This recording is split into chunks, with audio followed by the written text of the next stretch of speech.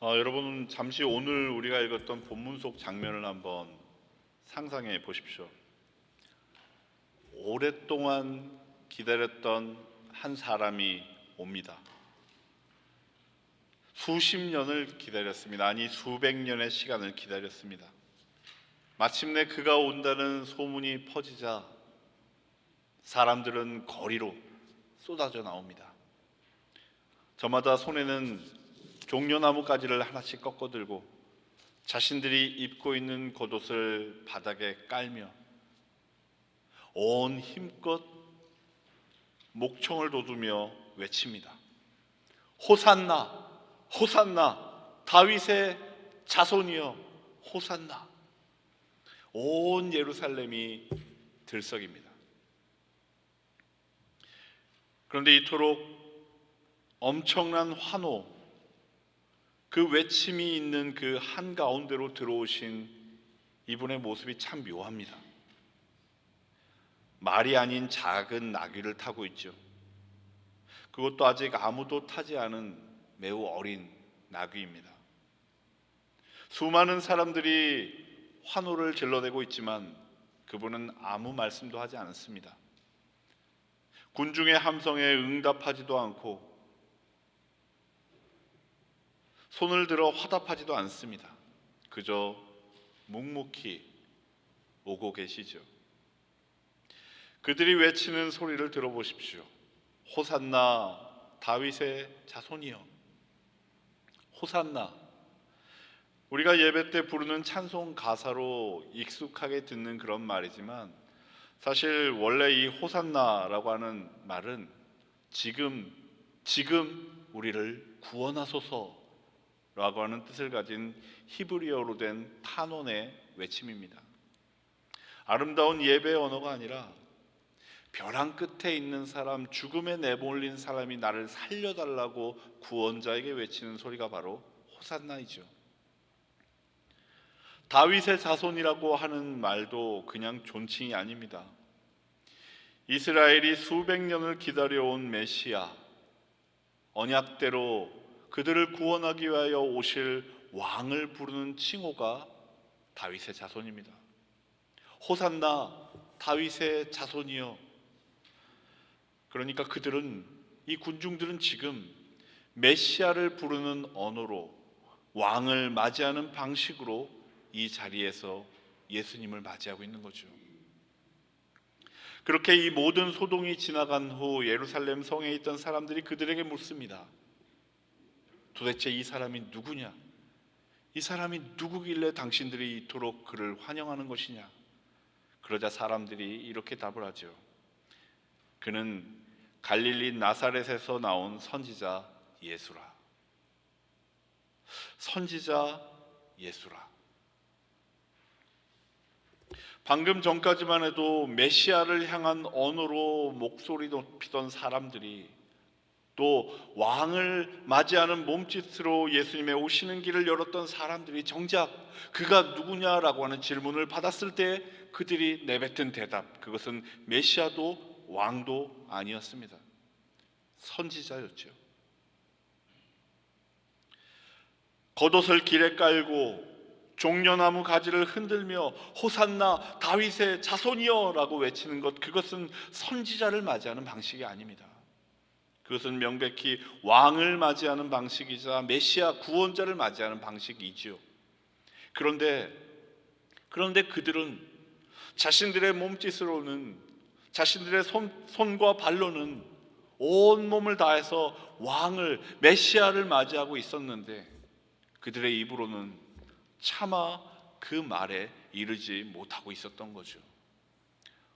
왜일까요? 그들에겐 자신들이 기대하던 메시아의 모습이 있었습니다. 로마를 몰아낼 왕, 이스라엘을 회복시킬 영웅, 적들을 무너뜨리고 민족을 해방시킬 강한 지도자, 수백 년 동안을 그들은 그런 메시아를 기다려왔죠. 그런데 지금 그들의 눈앞에 오고 있는 이분은 나귀를 타고 있는 겁니다. 말이 아닙니다. 초라하고 작은 나귀, 그것도 새끼죠. 지금까지 그가 보여왔던 놀라운 능력이나 놀라운 가르침들을 생각해 보면 그분에게 뭔가 기대를 걸어도 좋을 것만 같은데, 지금 자신들의 눈앞에 보이는 이 모습은 도무지 이해하기가 어려운 겁니다. 그래서 생각하는 거죠. 이 사람이 왕이면 좋겠지만, 이 사람이 정말 우리를 해방시키는 메시아라면 좋겠지만, 이 모습은 도대체 뭐지? 이 모습을 보면 아니야, 그가 아닐지도 몰라, 이 사람이 아닐지도 몰라, 뭔가 우리가 기대했던 것과는 다르잖아. 네, 그래서 그들은 판단을 유보하기로 한 겁니다. 우리의 왕이 되어 우리를 해방시키면 좋겠지만 혹 아닐 수도 있으니까 왕이라고 말하지 못하고 메시아라고 말하지 못하고 선지자라고 말하고 있는 거죠. 여러분, 저는 이 본문 속 군중들이 자신들의 몸짓으로는 왕을 기대하고 있으면서도 입술로는 저분이 우리의 왕이다라고 고백하지 못했던 그들의 이중적인 모습은 단순히 그들이 무지했거나 혹은 확신이 없었기 때문만은 아니었다고 그렇게 생각을 합니다. 오히려 그것은 그들의 선택이었다고 말할 수 있겠죠. 물론 그들이 말했던 선지자도 하나님의 말씀을 전하는 권위 있는 존재인 것은 분명합니다. 이스라엘 역사에서 선지자의 목소리를 가볍게 여겼던 왕들은 어떻게 됐습니까? 모두가 심판을 받았죠. 그러니 선지자라고 하는 그들의 고백이 전혀 의미 없다는 것은 아닙니다. 하지만 선지자와 왕 사이에는 넘을 수 없는 선이 있지요. 선지자는 내가 필요할 때 말씀을 듣는 대상입니다. 그의 말에 귀를 기울이되 그 말을 따를지 말지의 결정권은 여전히 내가 쥐고 있는 거죠. 그러나 왕은 다릅니다. 왕을 인정한다는 것은 내 삶이 그분의 통치 아래에 있다는 것을 받아들이는 겁니다. 내가 원하지 않는 방향으로도 이끌릴 수 있다는 것을 감수하는 거죠. 그러니 자신들의 눈앞에 나귀를 타고 오시는 저분을, 바로 저 사람을 왕이라고 인정하는 순간 나는 그분이 보이는 겸손과 낮아짐을 따라야만 하는 겁니다. 설령 그것이 불편하고 내가 바랬던 기대와는 다르다고 할지라도 말이죠. 그러나 그분을 왕이 아닌 선지자로 받아들인다면 나는 나에게 필요한 만큼만 따르면 되는 겁니다. 그는 나의 왕이 아닌 선지자에 불과한 사람이 이 말입니다. 결국 군중들이 왕을 원했던 자신들의 몸짓과는 달리 자신들의 입술로는 선지자라고밖에 말할 수 없었던 것은 그것이 그들에게 훨씬 안전했기 때문이죠. 딱 거기까지가 그들의 안전을 보장받을 수 있는 선이었던 겁니다. 여러분, 우리는 어떨까요? 우리는 예수님을 따른다고 말하고 있지 않습니까? 하지만 솔직히 한번 생각해 보시죠. 우리가 따르는 예수님은 어떤 분이십니까? 우리가 필요할 때 찾아가는 예수님입니까? 아니면 내 삶의 방향을 결정하시는 우리의 왕이십니까?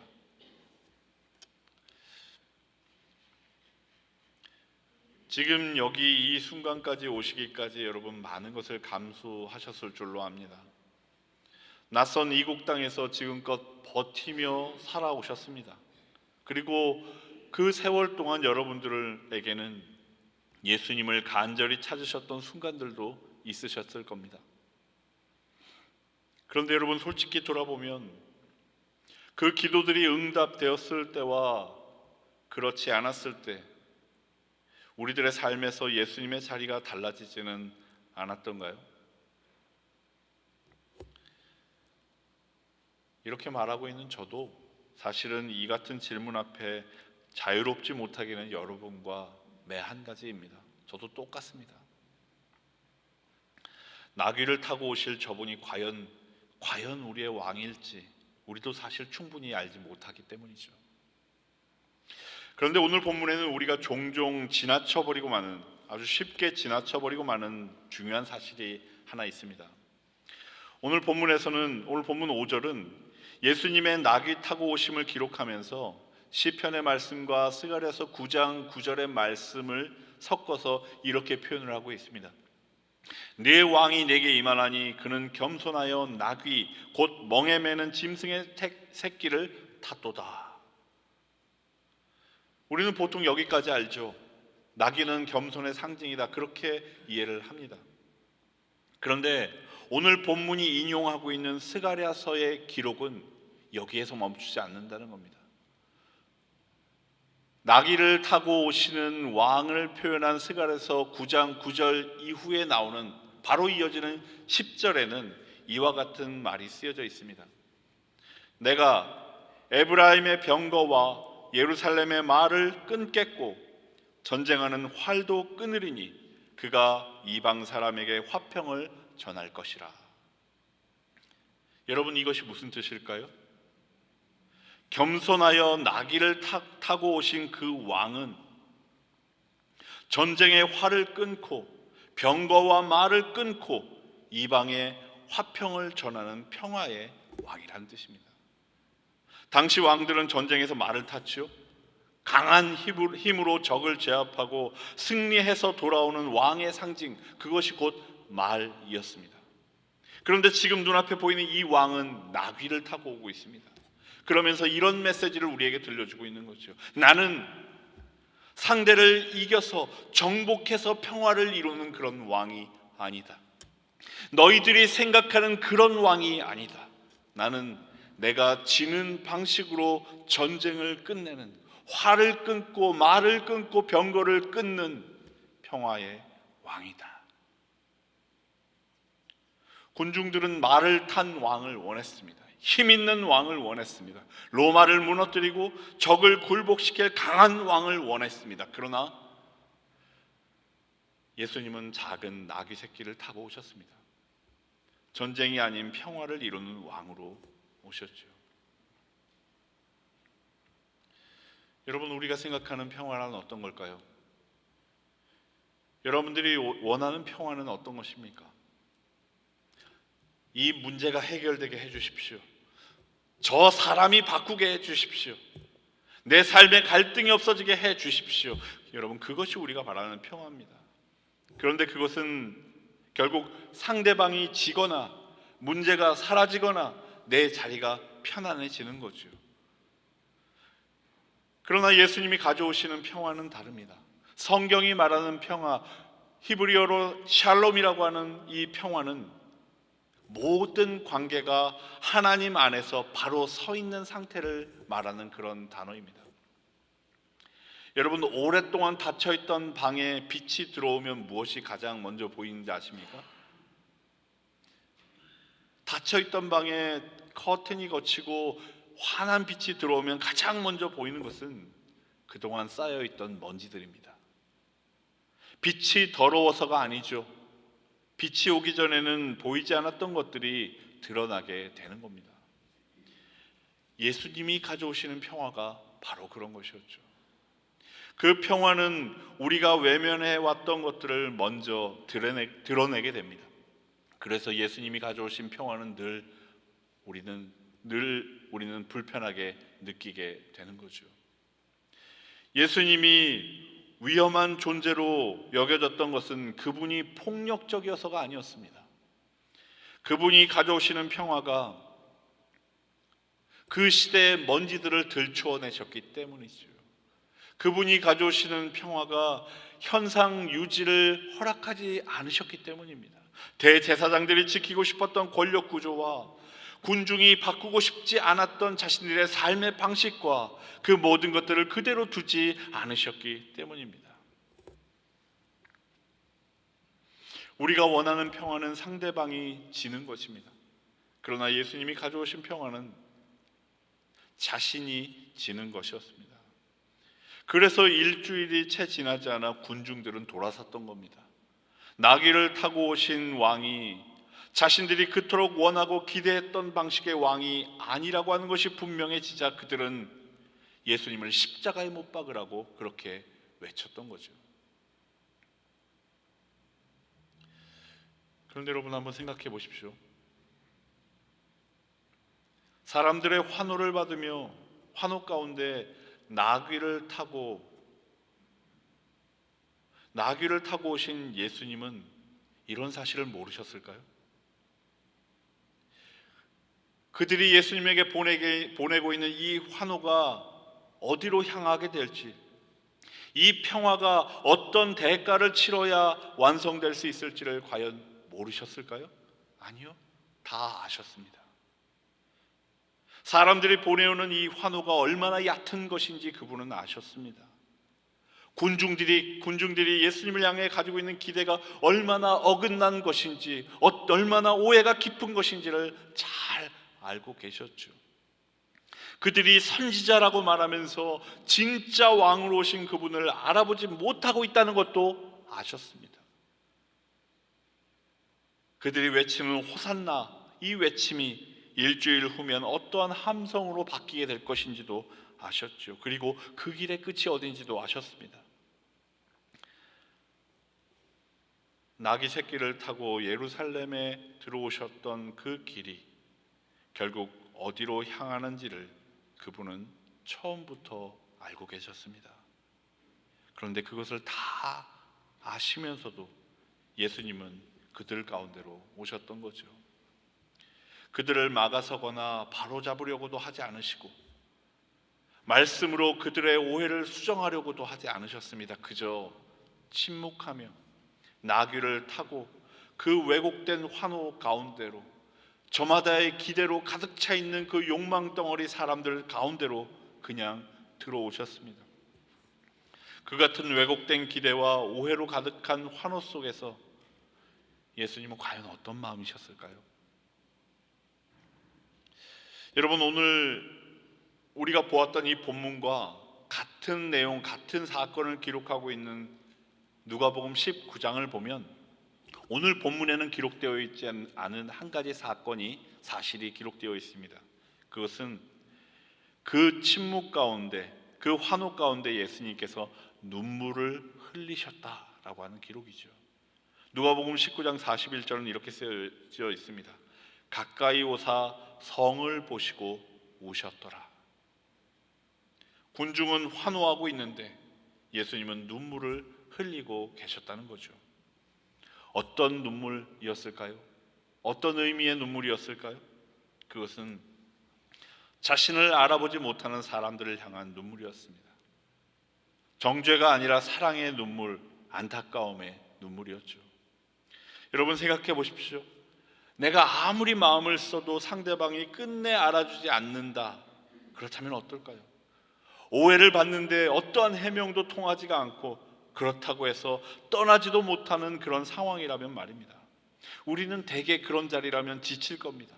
포기하고 싶을지도 모릅니다. 그러나 예수님은 지치거나 돌아서지도 않고 그저 안타까움에 눈물을 흘리시며 그들 사이로, 그들의 한 가운데로 들어가셨던 거죠.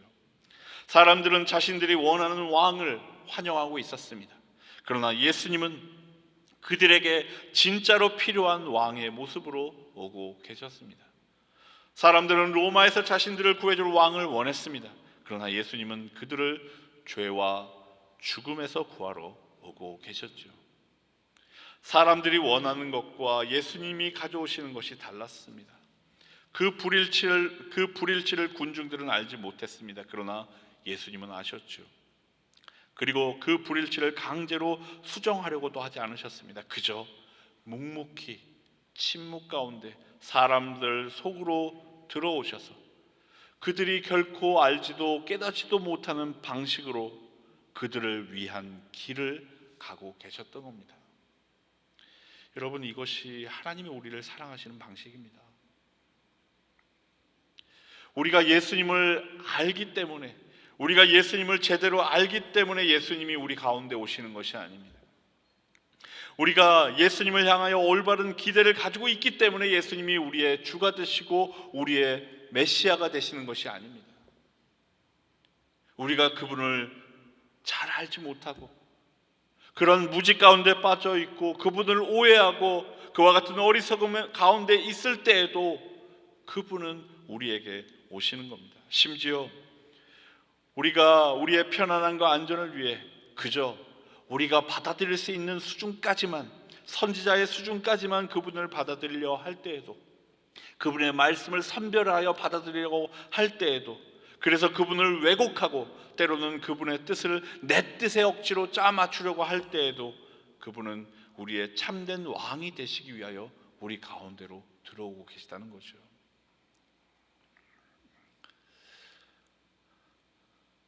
사랑하는 여러분, 오늘은 종료 주일이지만 동시에 고난 주일이기도 합니다.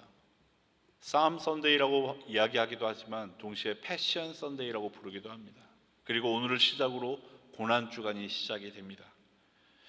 이 한 주의 시간 속에서 예수님이 걸어가신 흔적들을 여러분 따라가 보시기 바랍니다.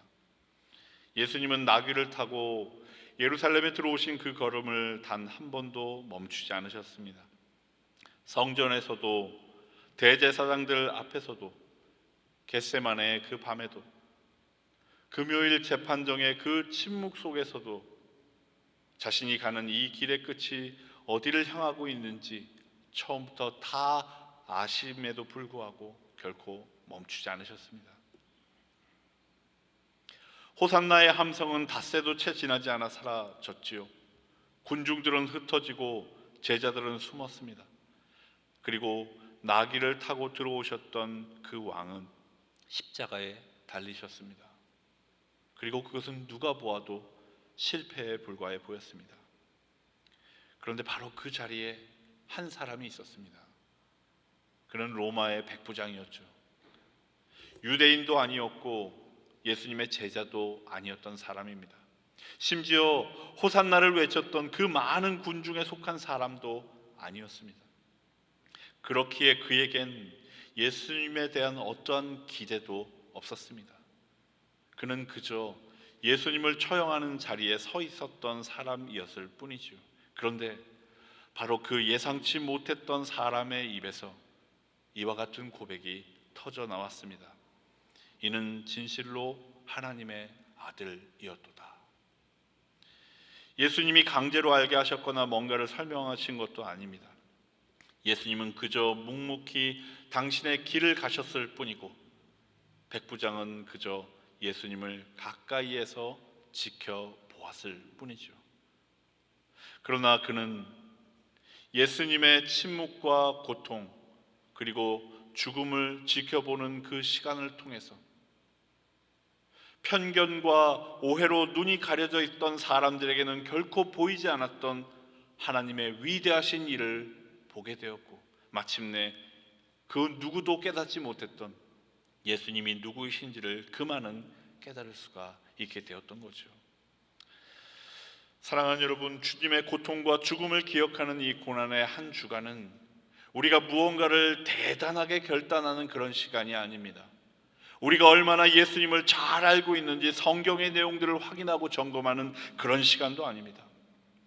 이 한 주의 시간은 예수님께서 자신을 오해하고 자신을 알지 못하는 그 사람들의 무지와 그 어리석음에도 불구하고 그들을 정죄하거나 비난하지 않으시고 오히려 그들 가운데로 들어오셔서 그들의 기대와는 전혀 다른 방식으로 하나님의 위대한 일들을 이루셨음을 기억하는 그런 시간입니다. 그리고 동시에 그분께서 저와 여러분들의 삶 안에서도 여전히 그렇게 위대한 하나님의 구원의 일을 지금도 이루고 계심을 신뢰하는 그런 시간입니다. 그러므로 여러분, 모든 바램과 기대를 내려놓고 말없이 나귀를 타고 우리 가운데 오신 우리 주님을 깊이 묵상하고 깨달아 알아가는 이 한 주가 되시기를 주님의 이름으로 축원드립니다. 그리고 여러분들의 그 묵상의 끝에 주님의 가신 그 길을 바라보는 그 시선의 끝에 여러분들의 입술에도 백부장처럼 이러한 고백이 흘러나오게 되기를 간절히 소망합니다. 이는 진실로 하나님의 아들이시요 나의 참된 왕이시로다. 함께 기도하시겠습니다.